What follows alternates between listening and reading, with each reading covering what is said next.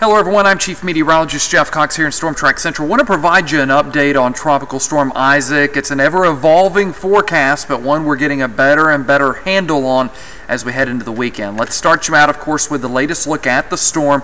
As of 5 o'clock Friday afternoon, the winds had strengthened 65 miles per hour. This is a storm that is moving to the northwest at 16. It will cross land over the next 24 to 36 hours. That could weaken or tear the storm apart a little bit, but I still expect some re-strengthening once it gets into the Gulf of Mexico. The water temperatures are very, very warm there.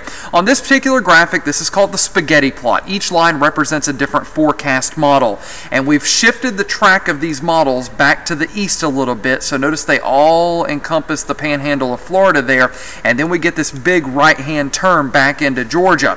There may be still some fluctuation left and right along the Gulf Coast, but you have to remember this is a storm that is 600 miles across. So even if the center line comes right through Panama City and Destin, 300 miles to the east puts the impacts in Georgia. So it's not a matter of if, but when we see impacts from Isaac.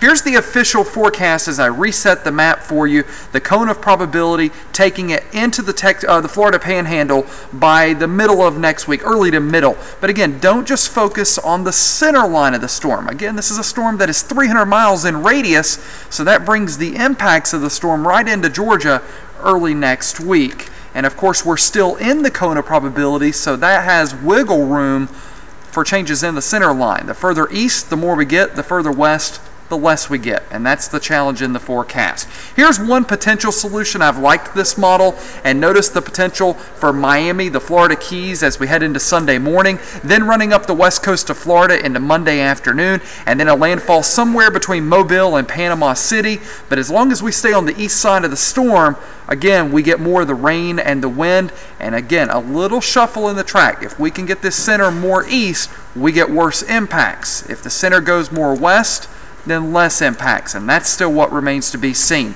Here's the potential for rainfall, 2 to 3 inches a given, especially west of Macon. This is really the dividing line, so in this area west of Macon, 3 to 5 possible. If you're south and east, less, 1 to 2 inches of rain certainly likely. Again, this is an evolving forecast. Like I said, it's not a matter of if, but when we see impacts.